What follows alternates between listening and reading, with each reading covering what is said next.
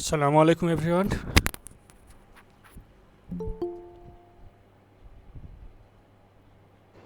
ওয়ালাইকুম আসসালাম।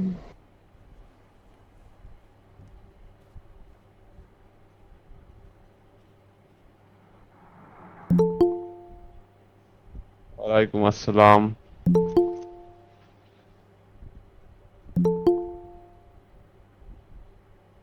পেপার কি সবাই ডাউনলোড করেছিলেন?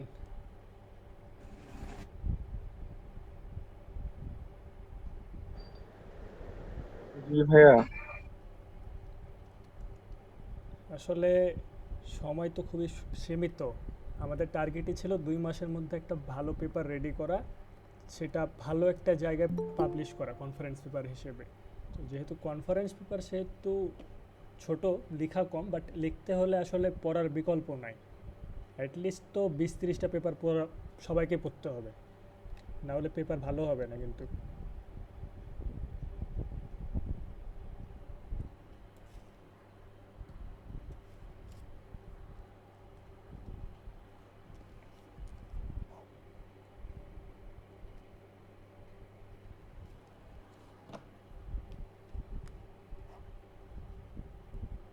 আচ্ছা, তাহলে আমরা আজকে ক্লাস শুরু করি। আজকে বেসিক্যালি স্ট্রাকচার নিয়ে আর পেপারের ফরম্যাটটা নিয়ে একটু কথা বলতাম, কারণ আমাদের টপিক তো আলাদা আলাদা। দেখা যাচ্ছে মোস্ট অফ পেপারই রিভিউ টাইপের, বাট রিভিউ পেপারের স্ট্রাকচারটা একটু ডিফারেন্ট হয়।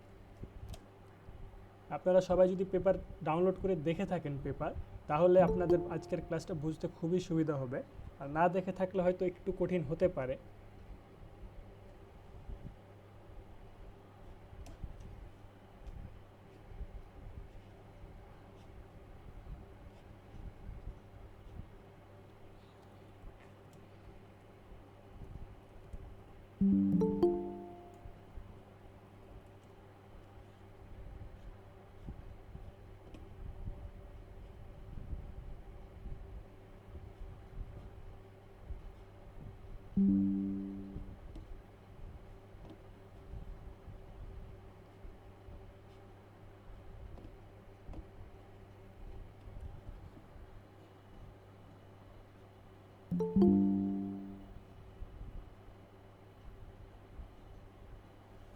আচ্ছা, আমার স্ক্রিন দেখা যাচ্ছে।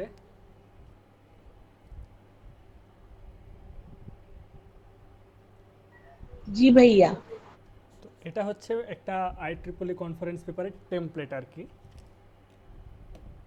টেমপ্লেটে এখানে পেপারের টাইটেল থাকবে উপরে, আর এখানে থাকবে আমাদের অথর ডিটেলস, মানে সব রাইটার যারা আছেন তাদের নাম থাকবে উপরে, ডিপার্টমেন্ট, আর তারপরে আপনাদের affiliation, city, country, email address.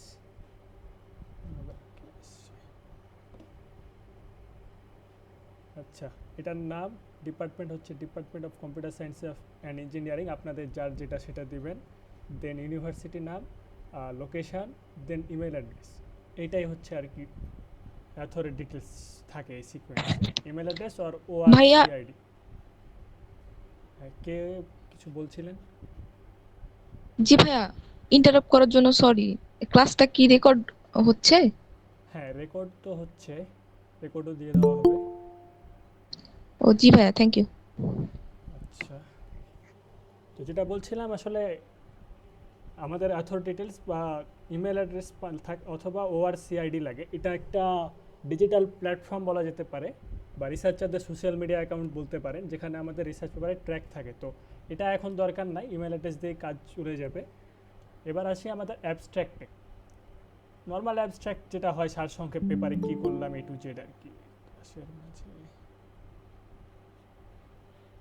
দেন এখানে ইন্ট্রোডাকশন সেকশন। এই যে এজ অফ ইউজ, এটা কিন্তু আমাদের লাগে না বা থাকে না, বা কোনো পেপারে আপনার এটা দেখেনও নি। Paper prepare your papers before styling, এগুলো কিন্তু জাস্ট ডেমো হিসেবে ওরা নাম দিয়ে রেখেছে।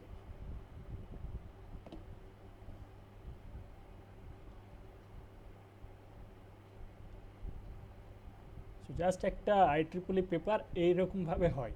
এটা জাস্ট আমি আপনাকে দেখালাম, আপনাদেরকে দেখানোর জন্য ডাউনলোড করা। আর এখানে রেফারেন্সগুলো এইভাবে থাকে। আমি প্রথম ক্লাসে বলেছিলাম যে একটা নর্মাল পেপারের যে বেসিক স্ট্রাকচারগুলো থাকে ওটা কেউ একজন লিখেও ছিলেন। আচ্ছা, সেটা যাক। আমি আজকে কয়েকটা পেপার দেখাই, আমার আমার নিজের পেপার।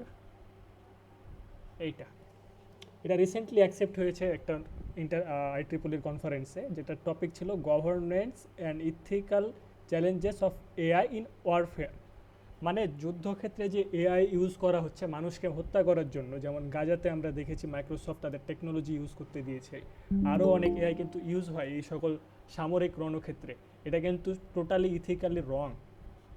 আমাদের এই পেপারটা ছিল ওইটার উপরেই, যে এআই দিয়ে যেভাবে মানুষ হত্যা হচ্ছে এটার তো কোনো রুলস কিংবা রেগুলেশন কিংবা কোনো ল এখন পর্যন্ত নাই। যেমন নিউক্লিয়ারের জন্য নিউক্লিয়ার চুক্তি আছে, but AI miss use of AI এটা নিয়ে কোনো ল কেন নাই, আর এটা কতটা ইম্প্যাক্ট হতে পারে সোশ্যাল ইম্প্যাক্ট, সেটা নিয়ে আমাদের এই রিভিউ পেপারটা ছিল।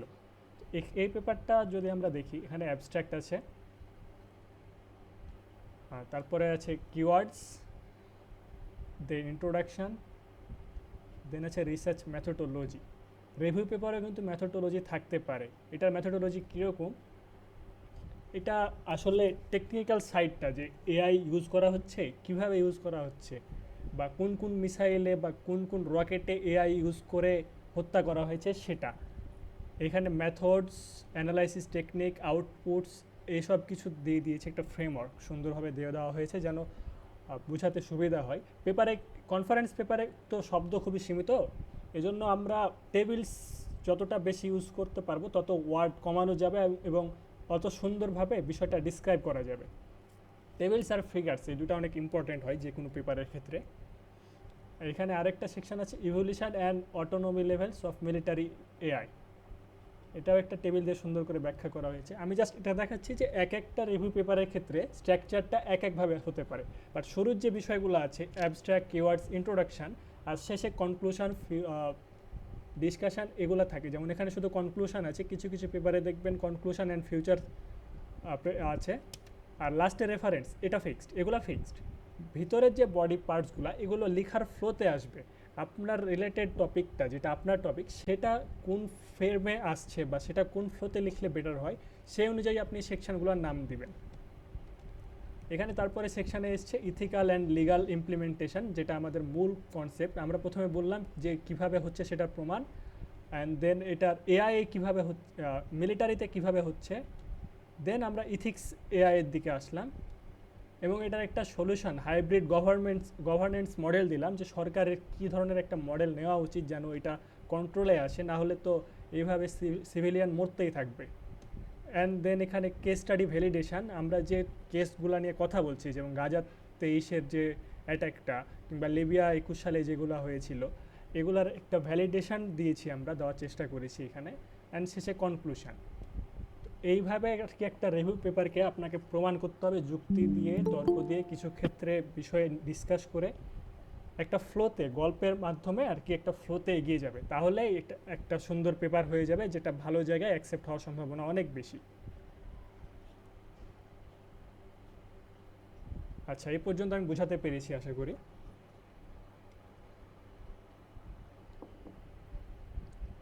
জি। আচ্ছা, এখানে আরেকটা পেপার আছে, quantum computing for big data and AI, emerging applications, technical challenges and future direction. Quantum computing, বা এখন আমরা সবাই কম্পিউটার বা ল্যাপটপ তো ইউজ করি, কোয়ান্টাম কম্পিউটিং এরকমই একটা আইডিয়া, যেটা ফিউচার কম্পিউটার আর কি বলা যেতে পারে।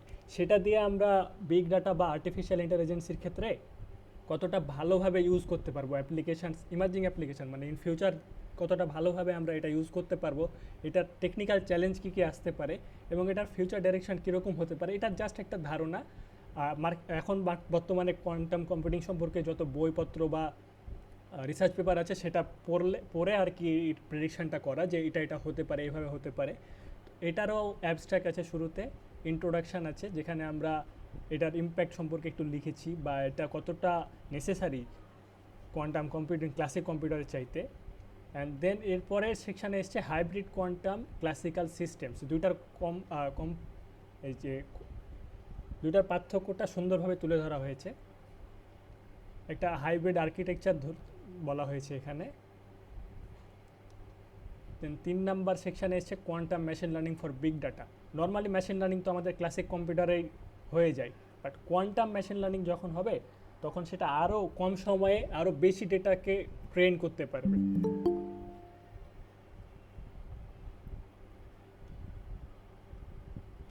এরপরে 4 নাম্বার সেকশন এসছে ডোমেইন স্পেসিফিক অ্যাপ্লিকেশান, মানে কোন কোন জায়গাতে কোয়ান্টাম কম্পিউটার আমাদেরকে আরও বেশি হেল্প করতে পারে যদি আমরা এটা ইউজ করতে পারি। এখানে হেলথ কেয়ার আছে, দেন ক্লাসিক্যাল টায়ার, কোয়ান্টাম টায়ার আর ভ্যালিডেশন মানে প্রমাণ আর কি। স্মার্ট সিটি ইনফ্রাস্ট্রাকচার মানে স্মার্ট সিটি বানাতে কোয়ান্টাম কম্পিউটার কতটা ফাস্ট হেল্প করতে পারে সেটা। এক কথায় আপনার রিভিউ পেপারটা এইভাবে এগোবে যে আপনি যেটা লিখছেন সেটা টপিক সিলেকশনটা অনেক ইম্পর্টেন্ট, কারণ রিভিউ তো অনেকভাবে করা যায়। টপিকটা আপনাকে ভালোভাবে সিলেক্ট করতে হবে, এটার জন্য সিমিলার টাইপের রিভিউ পেপার পড়া লাগবে। আমি এজন্যই বলেছিলাম বারবার করে যে সবাই পেপার ডাউনলোড করবেন আর পেপার পড়বেন, এটা সবাই করবেন, কারণ আইডিয়া যে কারো মাথা থেকে আসতে পারে। এরপরে আছে hardware roadmap and core design, কীভাবে একটা কোয়ান্টাম কম্পিউটার ডিজাইন হতে পারে সেটা নিয়ে কিছু কথা। এগুলা আমরা যে নতুন লিখেছি তা না, সেম কথা অনেকেই লিখেছেন, আমরা রেফারেন্সও দিয়েছি। রিভিউ পেপারের রেফারেন্স বেশি হয়, নর্মাল পেপারের রেফারেন্স হয় 20 থেকে 30টা, রিভিউ 40টা তো এমনিতেই হয়ে যায়।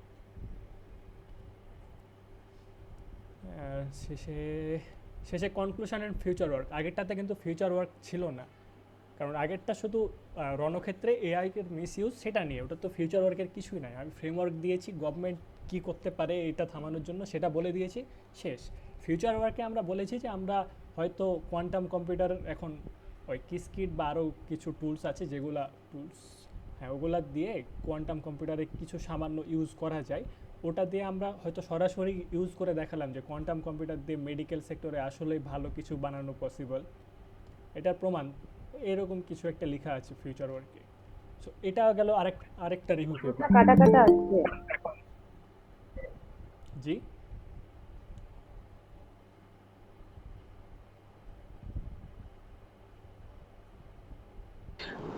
ভাই আপনার কথা শোনা যাচ্ছে, আপনি বলেন। ওকে, থ্যাংক ইউ। তো আমি বলছিলাম যে রিভিউ পেপারগুলো ডিফারেন্ট ডোমেইনে গেলে ডিফারেন্ট টাইপের হতে পারে। দেখুন দুটাই কিন্তু আমার ফিল্ডের সাথে মিলছে, দুটাই সিএসসির ফিল্ডের সাথে কিন্তু যাচ্ছে, একটা কোয়ান্টাম কম্পিউটার আর একটা এআই ইন ওয়ারফেয়ার।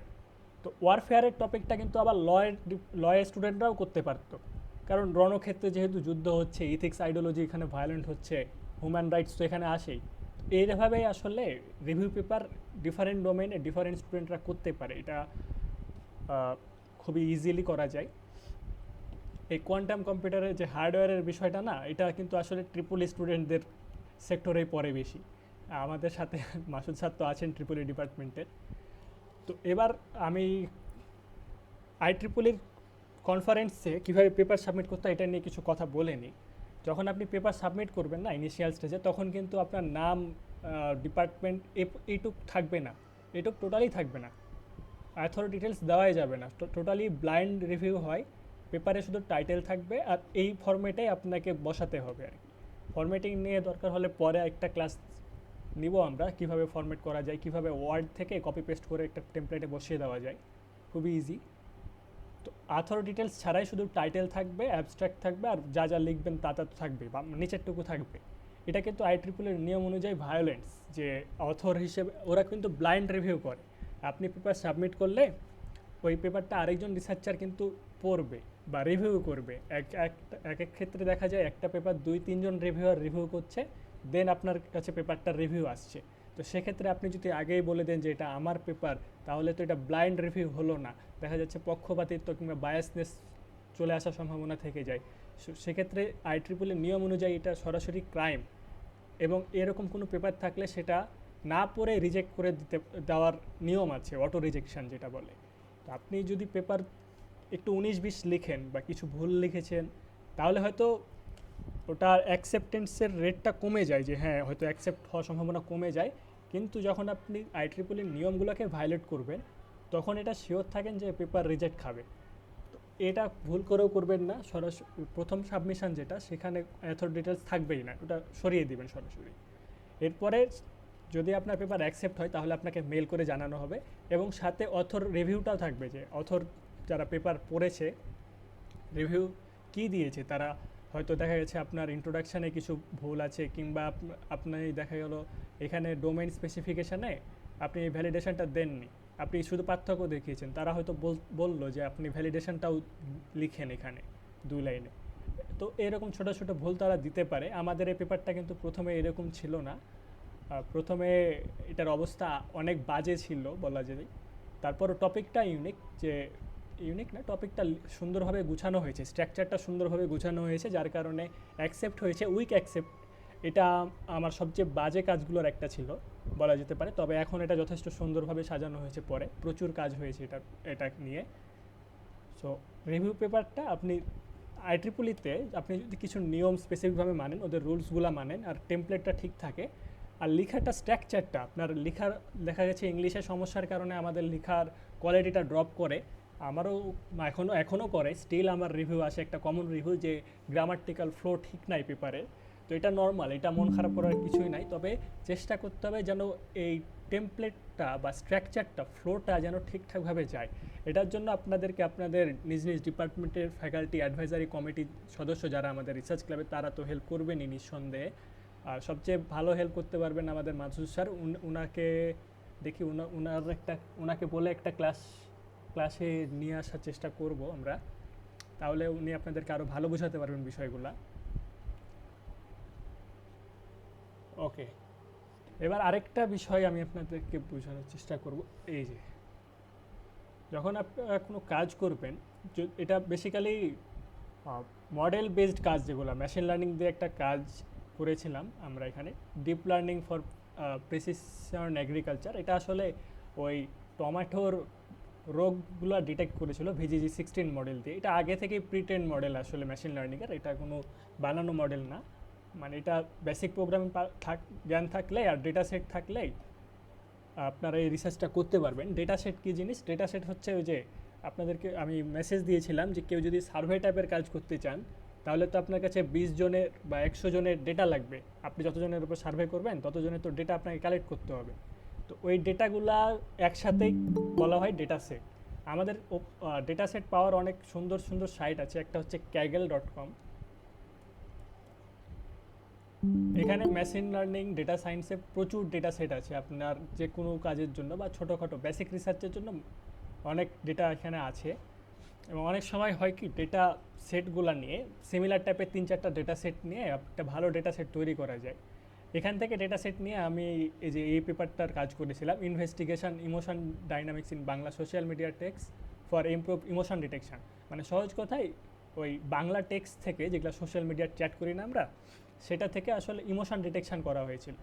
তো আমি যদি এখানে ইমোশন ডিটেকশন লিখি, ইমোশন ডিটেকশন ফ্রম টেক্সট, এই যে এখানে বেশ কিছু ডেটা সেট চলে এসছে। এগুলো আগে থেকেই মানে তারা বানিয়ে রেখেছিলেন। এটাও কিন্তু কাইন্ড অফ সায়েন্টিফিক কমিউনিটিতে কন্ট্রিবিউশন। যেমন প্রোগ্রামাররা কন্ট্রিবিউট করে গিটহাবে, তেমন রিসার্চাররা কন্ট্রিবিউট করে ডেটা সায়েন্সের ক্ষেত্রে বা ডেটা সেটের ক্ষেত্রে বলা যায়, টেক্সট ডেটা সেট।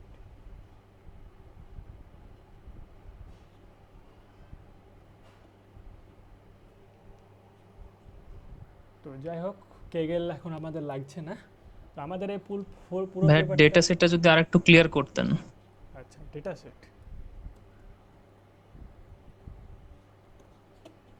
আচ্ছা এই পেপারটা দেখেন, এটাতে বেসিক্যালি ওই আমাদের সোশ্যাল মিডিয়া টেক্সট থেকে ইমোশন ডিটেক্ট করে দেখানো হয়েছিল। এই যে টোটাল এখানে ডেটা কালেকশন বা 50,000 মতো টেক্সট ছিল। সেখানে সারপ্রাইজ, মানে আমরা ওই বাংলা বাক্য পড়ে বুঝি না যে এটা স্যাড কিনা, স্যাড বোঝাচ্ছে কিনা, বা এটা হ্যাপি বোঝাচ্ছে কিনা, আমি অনেক খুশি আছি, আমি তোমার উপর রাগ করেছি, এই ধরনের কিওয়ার্ডসগুলো থেকে আসলে এই মেশিন লার্নিং মডেলটার মাধ্যমে আমরা ডিটেক্ট করেছিলাম। তো এই ডেটা তো আমরা দেখা গেল 100 জনের কাছ থেকে নিলেও ভালো একটা ডেটা সেট হবে না। তো বেসিক্যালি আমরা আগে থেকে যে ডেটা সেটগুলো আছে অ্যাভেলেবল কেগেলে ফ্রিতে, ওই ডেটা সেটগুলো থেকে 3 থেকে 4টা মনে হয় ডেটা সেট মার্জ করে টেক্সট, মানে যে কোনো টেক্সট লিখেছি বাংলা সোশ্যাল মিডিয়া, বাট আমরা যে কোনো টেক্সট লাইক টুইটার, লিঙ্কডইন, ওই টেক্সটগুলো আমরা কালেক্ট করে গ্যাদার করে আর কি এটা বানিয়েছিলাম। ডেটা সেট মূলত আপনি যেটা মেশিন লার্নিং দিয়ে যদি কোনো কাজ করতে চান, তাহলেই আপনার নির্দিষ্ট ডোমেইনের জন্য লাগে। যেমন এখানে এই যে VGG16 মডেল, এটা আমরা করেছিলাম টমেটোর লিভ ডাইজিস ডিটেকশন। তো একটা টমেটোর যে ভিতরে যে টমেটোটা যে অসুস্থ সেটা বোঝার জন্য তো আমার একাধিক টমেটোর ডেমো লাগবে বা পিকচার লাগবে। তো পিকচারটা থেকে ওই যে CNN, যেমন এখান থেকে CNN দিয়ে কাজ করতে গেলে আপনার পিকচার লাগে, যে নিউ প্রপোজ ডেটা সেট এখানে দেওয়াই আছে। এই একটা পেপার যেটা 21 সালে ওরা কাজ করেছিল টমেটো নিয়ে। এখানে নিউ প্রপোজ ডেটা সেট নামে একটা ডেটা সেট নিয়ে তারা কাজ করেছিল, যেটা CNN দিয়ে করেছিল এবং যেটার অ্যাকুরেসি ছিল 97%। তো এই নিউ প্রপোজ ডেটা সেটটাই হচ্ছে ওই ফোল্ডার বলা যেতে পারে, যেখানে একটা নির্দিষ্ট অ্যামাউন্টের পিকচার্স স্টোর করা আছে। CNN দিয়ে করতে গেলে পিকচার্স লাগে, আমাদের এটা র্যান্ডম ফরেস্ট নামে একটা মেশিন লার্নিং মডেল দিয়ে করা, ওটাতে টেক্সট দিয়েই করা যায়। যদি আমরা এই সেম কাজটা পিকচার থেকে করতে চাইতাম, মানে দেখা গেলো স্ক্রিনশট থেকে করলাম, চ্যাটের স্ক্রিনশট নিয়ে, তো সেক্ষেত্রে আমাদেরকেও CNN মডেল ইউজ করা লাগতো বা আরও অন্যান্য মডেল আছে। মেশিন লার্নিং সম্পর্কে আমার নলেজ একটু কম আসলে, নাহলে আরও ভালো বলতে পারতাম। তো এই হচ্ছে আপনার ডেটা সেট আর কি। আবার আমরা রিসেন্টলি একটা কাজ করছিলাম হেট স্পিচ ডিটেকশন ভয়েসের মাধ্যমে। মানে আপনি যখন ফোনে কাউকে গালি দিবেন, এটা অটোমেটিক্যালি ডিটেক্ট হবে যে আপনি গালি দিচ্ছেন। এটা করার জন্য তো আমাদের ডেটা সেট লাগবে না, মানে মেশিনকে তো ট্রেন করতে হবে যে বাবা এটা হচ্ছে গালি, এই যে এই ওয়ার্ডটা এটা গালি। যখনই কেউ এই ওয়ার্ডটা বলবে বা এই টোনে কথা বলবে, তখন তুমি ডিটেক্ট করবা যে ও গালি দিচ্ছে। এটা ডিটেক্ট করার জন্য তোকে ডেমো দেওয়া লাগবে, যে ভাই তুই এই ডেমো দেখ, এখানে প্রায় 1000 ডেমো আছে, তুই এগুলা মুখস্থ কর, তুই এগুলো বুঝ এবং মনে রাখ, কেউ যদি এই টোনে এই ওয়ার্ডে কথা বলে তাহলে বুঝবি যে ও গালি দিচ্ছে বা হেট স্পিচে কথা বলছে। এটাই মেশিন লার্নিংকে ট্রেন করার জন্য যে ডেটাগুলো আমাদের ইউজ করতে হয়, সেটাই মূলত ডেটা সেট। ভাই ক্লিয়ার হয়েছেন? জি ভাই। আচ্ছা, যেটা বলছিলাম এখানে এই যে লিটারেচার রিভিউতে বা রিলেটেড ওয়ার্ক, যেটা এই দুটো একই বিষয়। এখানে রিলেটেড ওয়ার্কে আমরা যে কাজটা করছি, আমরা কেন করছি? মার্কেটে কি কেউ এটা নিয়ে কাজ করেনি? কেউ কি টমেটোর লিভ ডিটেক্ট করেনি এতদিনে? অবশ্যই করেছে। তো তারা যেটা করেছে এবং আমরা যেটা করছি সেটার পার্থক্য কী, এটা দেখানোর খুবই সুন্দর একটা উপায় হচ্ছে টেবিল। এই যে স্টাডি মানে আর অন্যদের পেপার টাইটেল, তারা কত সালে রিলিজ করেছে সেটা, তারা কোন ফসল নিয়ে করেছে, যেমন টমেটো বা অন্যান্য প্ল্যান্ট আছে, সাইট্রাস আছে, মানে অন্যান্য প্ল্যান্ট যেগুলো সিমিলার টাইপের কাজ টমেটোর সাথে মিলে, মানে সেম প্রসিডিওর, সেগুলো আমরা দেখাতে পারি। আমাদের এটার অ্যাকুরেসি ছিল 99.2% অ্যাকুরেট রেট। আর অন্যদের দেখা গেছে যে কম ছিল, যেমন 99.6, আবার 84ও আছে, 89ও আছে। ভালো খারাপ সব মিলিয়ে মার্কেটে যেটা এখন পর্যন্ত অ্যাভেলেবল বা অন্যরা যেটা করে ফেলেছে, মূলত এটা মেশিন লার্নিং টাইপের কাজের জন্য, রিভিউ টাইপের কাজের জন্য এগুলো লাগে না। তারপর আমি দেখিয়ে দিচ্ছি যেন ইন ফিউচার যদি আপনারা কেউ মেশিন লার্নিং নিয়ে কাজ করেন, তাহলে যেন পেপারটা লিখতে পারেন সুন্দরভাবে। এখানে স্টাডি থাকবে, পাবলিকেশন আপনারা দিতে পারেন, দেওয়াটা ভালো, না দিলেও সমস্যা হয় না। দেন ডিফারেন্ট ক্ষেত্রে ডিফারেন্ট টেবিল বানানোর ক্ষেত্রে কিন্তু আপনারা চাইলে আপনাদের এআই অ্যাসিস্ট্যান্ট, মানে রিসার্চ অ্যাসিস্ট্যান্ট হিসেবে এআইকে ইউজ করতে পারেন। ওকে বলবেন বাবা আমি এটা নিয়ে রিসার্চ করছি, আমি লিটারেচার রিভিউ একটা টেবিল দিতে চাচ্ছি, যেখানে আমি দেখাবো অন্যরা কী কাজ করেছে, আমি কী কাজ করেছি, তো কী সেকশন রাখতে পারি, আমাকে আইডিয়া দাও। এভাবে ছোটো হেল্প বা ছোটো আইডিয়া কিন্তু এআই থেকে নিতে পারেন। বাট ওকে দিয়ে রিসার্চ করাবেন না, না হলে আবার কোয়ালিটি ড্রপ করবে প্রচুর, কারণ এআই রিসার্চ করতে পারে না এখনও খুব ভালোভাবে। ও আপনাকে হেল্প করতে পারবে খুব ভালোভাবে। তো এইখানে আসলে কম্প্যারিজনটা খুব সুন্দরভাবে দেখানো হয়েছে। যদি আমি লিখে দেখাতাম তাহলে কিন্তু অনেক বেশি জায়গা লাগতো। কনফারেন্স পেপারে কিন্তু খুব বেশি জায়গা নাই আমাদের। একটা পেপার 5 থেকে 7 পেজ, 7ও না 6 পেজের মধ্যে শেষ করতে হবে আপনাকে। তাও একটু ফাঁকা রাখতে হয়, কারণ প্রথমে তো সাবমিট করার সময় আপনি অথর ডিটেলস দিতে পারবেন না, পরে আপনাকে অথর ডিটেলস অ্যাড করা লাগবে। এজন্য একটু জায়গা আগে থেকে রেখে দিবেন, 5.5 পেজ পার করবেন না কেউ। এইখানে টেকনিক দেওয়া হয়েছে আর রেজাল্ট যেটা পেয়েছি সেটা দেওয়া হয়েছে, মানে অন্যরা যেটা পেয়েছে। আমরা যেটা করেছি সেটা নিয়ে তো লিখেছি পুরো পেপার জুড়ে, বাট সিমিলার ওয়ার্ক বা লিটারেচার রিভিউ যেটা, সেখানে আমরা দেখিয়ে দিয়েছি যে অন্যরা কী কাজ করেছে এবং আমাদের মেথোডোলজিটা কী ছিল। মেথোডোলজি মানে টেকনিক্যালি আমরা যে কাজটা করেছি সেটাকেই ব্যাখ্যা করার। ডেটা সেট প্রথমে কীভাবে পেলাম, কোথা থেকে নিয়েছি। আমাদের প্রপোজ মডেল হচ্ছে VGG16, তারপরে ওটার architecture training, result and discussion. এটা মূলত মেশিন লার্নিং থেকেই পাওয়া যায়, মেশিন লার্নিংয়ের কাজ করলে এগুলো পাওয়া যায়। ইকুয়েশান তো সার্বজনীন, এই রেজাল্ট ডিসকাশনে ইকুয়েশানগুলো লিখলে খুবই সুন্দর হয় কাজটাকে, মানে ম্যাথমেটিক্যালি আপনি A to Z দিয়ে দিলেন, একজন রিডার যে পড়বে সে সব কিছু সম্পর্কে একটা ভালো আইডিয়া এখান থেকে পেয়ে গেল, ওর আর বাইরে থেকে পড়া লাগলো না। দেন কনক্লুশন আছে, অ্যাকোয়ার নলেজ আছে। অ্যাকোয়ার নলেজ হচ্ছে আসলে আথর না, কিন্তু পেপারে আপনাকে হেল্প করেছে তার নাম দিয়ে দেওয়া।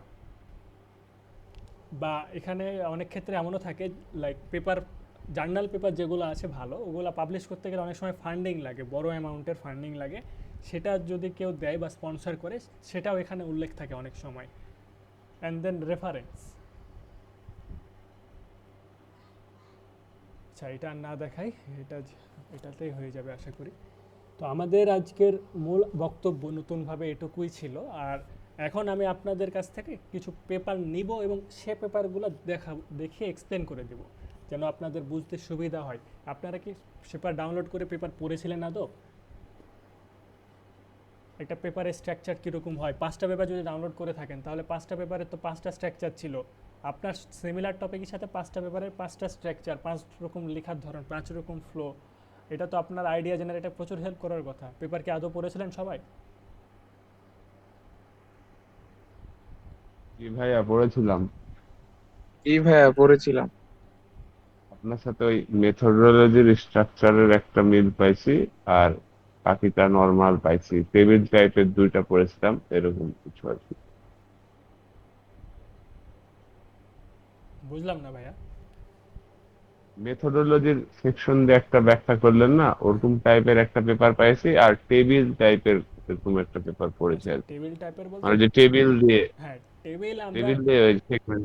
টেবিল ইউজ করলে হয় কি, পাঠকের পড়তে খুবই সুবিধা হয়। আপনি যখন কম্পেয়ার দেখাবেন তখন টেবিল ইউজ করবেন, যে কোনো কম্পেয়ারের ক্ষেত্রে টেবিল ইউজ করাটা বেটার হয়। তো রিভিউ টাইপের এক একটা টপিকের এক এক ধরনের লেখার ফ্লো হবে, এক এক ধরনের জায়গায় এক এক বিষয়ের কম্পারিজন দেখানো হতে পারে। সেক্ষেত্রে ছোট বড় নানান টেবিল হতে পারে। আর টেবিলে কী কী সেকশন থাকবে, এটার আইডিয়া কীভাবে পাবো, ওটার জন্য তো বললামই, ChatGPT মামাকে বলবেন যে ভাই এরকম কাজ করছিলাম বা এরকম কিছু একটা চাচ্ছি, আমি টেবিল দেখাতে চাচ্ছি, আমাকে আইডিয়া দে। কাজ কি করছে ওটা বলার দরকার নাই, যেটা আইডিয়া চুরি হয়ে যেতে পারে। জাস্ট বলবেন যে আমাকে আইডিয়া দে, আমি টেবিল বানাবো কিসের, এটার আর এটার আমি পার্থক্য দেখাবো। সবাই যদি পেপার পড়ে থাকেন তাহলে তো আশা করি আজকের এই পর্যন্ত সবারই ক্লিয়ার একটা ধারণা হয়ে যাওয়ার কথা।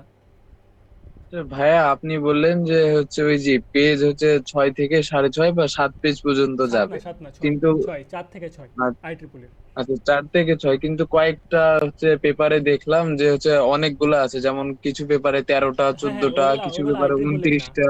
ওগুলো IEEE না, আমরা ওগুলো পড়বো, ওগুলো থেকে আইডিয়া নিব। কিন্তু আমাদের কনসার্নটা হচ্ছে, বিশেষ করে আমার যেটা ইচ্ছা আছে, আমি এখান থেকে CSC ডোমেইনের রিলেটেড সেগুলোকে IEEE-তেই, মানে IEEE হচ্ছে বিশ্বের সবচেয়ে বড় একটা মানে রিসার্চ অর্গানাইজেশন বলতে পারে। ওদের কনফারেন্সগুলোর স্ট্যান্ডার্ডই আলাদা ইন্টারন্যাশনাল লেভেলে। আমার ইচ্ছা আছে এই পেপারগুলোকে IEEE-তে নিয়ে যাওয়া যায় কিনা কোনোভাবে। তো আমরা টার্গেট এবার তবে সবগুলা নে দেখা যাচ্ছে যে ওই যে অ্যাবস্ট্রাক্ট, ইন্ট্রোডাকশন, তারপরে হচ্ছে রেজাল্ট বা সামারি, এগুলো হচ্ছে মানে একই রকম, হ্যাঁ হ্যাঁ, মানে এগুলা এগুলোর এগুলা কোনো কমন, চেঞ্জ নাই। এগুলা চেঞ্জ থাকবে না, এগুলা কমন।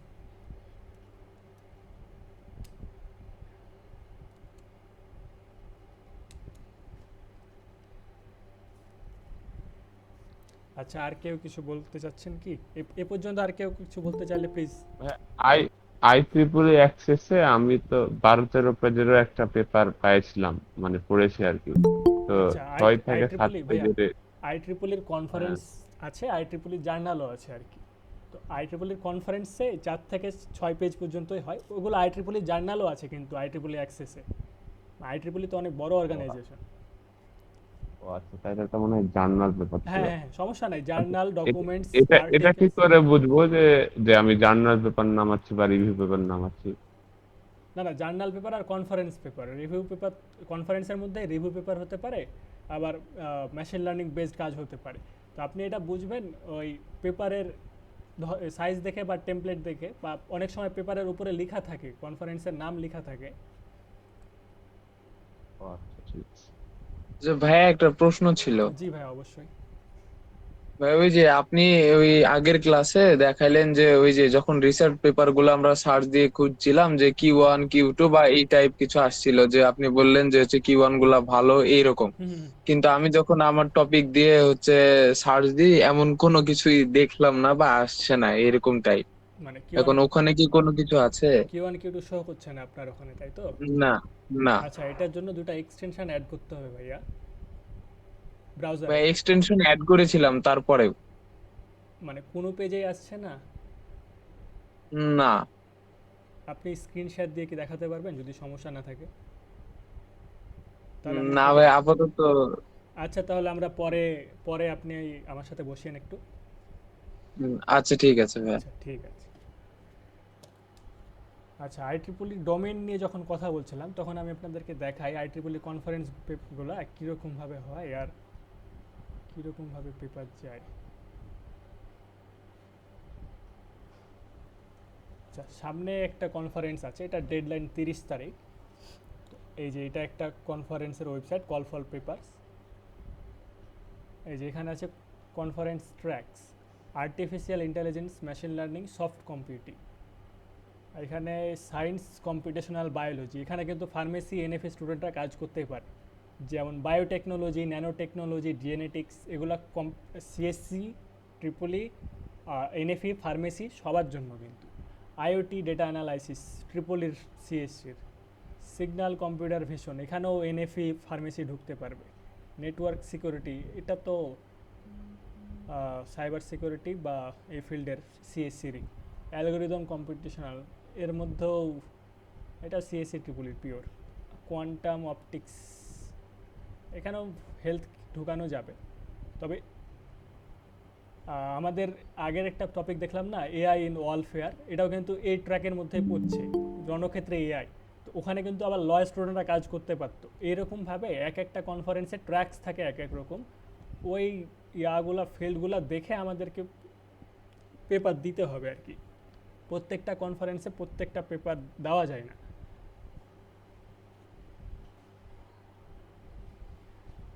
ক্লাস শেষে কে আসছে? আচ্ছা, এই কনফারেন্স ট্র্যাকসগুলো তো ক্লিয়ার হয়েছে, তাই না?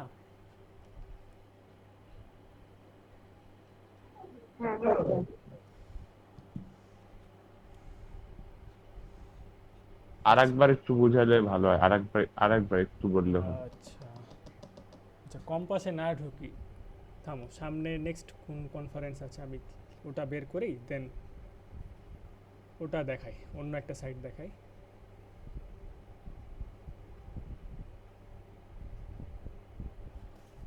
সামনে ICCIT আছে 25-এর।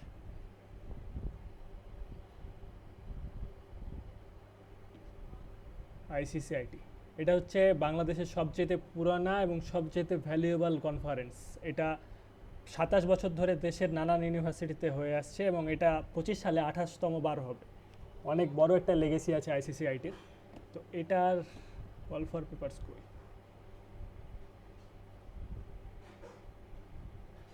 স্কোপ, আচ্ছা scope, algorithm, bioinformatics, blockchain, climate change and sustainability. Climate change, পরিবেশ নিয়ে কারা কাজ করে?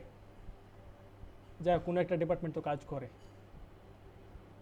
ই-কমার্স অ্যান্ড গভর্নমেন্টস, এনভায়রনমেন্টাল সায়েন্সের স্টুডেন্টরা পরিবেশ নিয়ে কাজ করে। যাই হোক, এই যে e-commerce and governments, BBA final, আর আরেকটা ইকোনমিক্স, তাদের subject. Gaming, grid and scalable, র নিয়ে কিছু নাই। আচ্ছা, ল স্টুডেন্টদেরকে ওই তো AI এর মিস ইউজ টাইপের কোনো একটা ধরিয়ে দেব। তো এই হচ্ছে বিষয় আসলে। এক একটা কনফারেন্সে এক একটা থিম দিয়ে দেয় ওরা, যেমন এখানে স্কোপ হচ্ছে এই সবগুলা। এখানে আপনি ক্লাইমেট চেঞ্জ নিয়ে সরাসরি কাজ করতে পারবেন, AI এর দরকার নেই। আমি সরাসরি ক্লাইমেট চেঞ্জ নিয়ে একটা কাজ করব, সেটা আমি প্রেজেন্ট করতে পারবো এখানে, হোক এটা ICCIT, কোনো বিষয় না, এখানে আমি দিতে পারবো। আবার এখানে এই যে নিউরোমেট্রিক্স কম্পিউটিং আছে, এটা কী জিনিস আমি নিজেও জানি না। নিউরাল নেটওয়ার্কস, এটা মনে হয় ফার্মেসির। কোয়ান্টাম কম্পিউটিং, আরও হাবি জাবি যাতা। এরকমভাবে থাকে, বড় বড় কনফারেন্সের ট্র্যাকস বড় বড় থাকে। IEEEর কনফারেন্স সবগুলাই ভালো, তবে এক এক কনফারেন্সের এক একটা ভেন্যু থাকে, এক একটা স্কোপ থাকে, তো ওই অনুযায়ী আমাদেরকে পেপার দিতে হবে। দেখা গেল একটা কনফারেন্সে 2-3টা দিলাম, আরেকটা কনফারেন্সে 2-3টা দিলাম, এইরকম। আবার IEEE না হলেও অন্য কনফারেন্সগুলোতেও দেওয়া যায়, ইন্টারন্যাশনাল না হলেও লোকাল যেগুলো আছে সেখানেও আমরা ভালো একটা কাজ দিতে পারবো। আমাদের লক্ষ্য থাকবে একটা ভালো পেপার রেডি করা। একটা ভালো পেপার রেডি হয়ে গেলে ইন ফিউচার আপনারা দেখা গেল অন্য কোনো টপিকে নিজেরাই কাজ করতে পারবেন।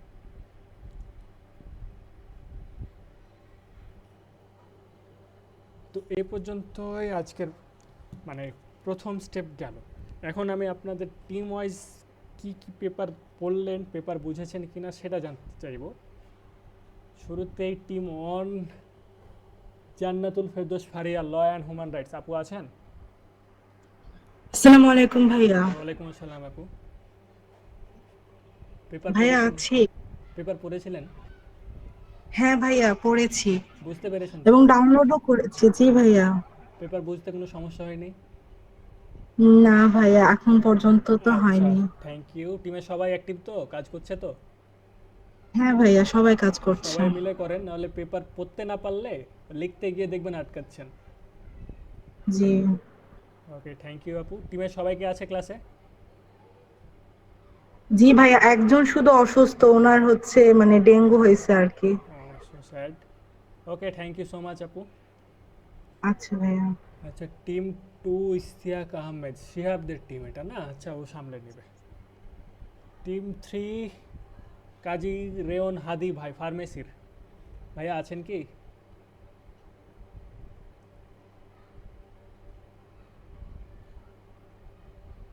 আচ্ছা, নাই।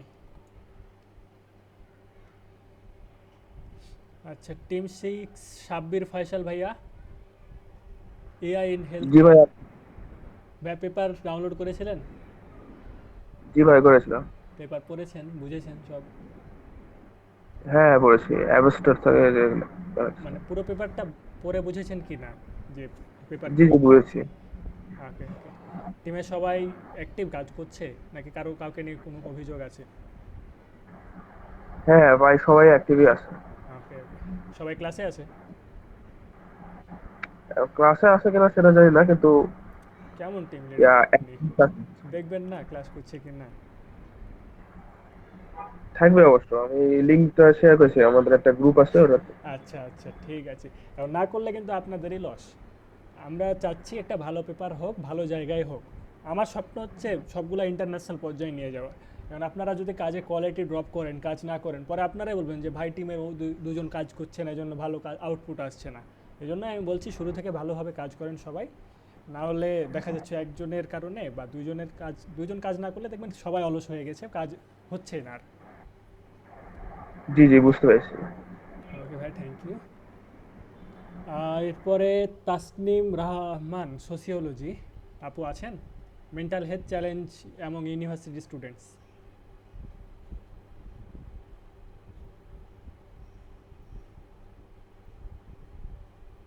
নাই।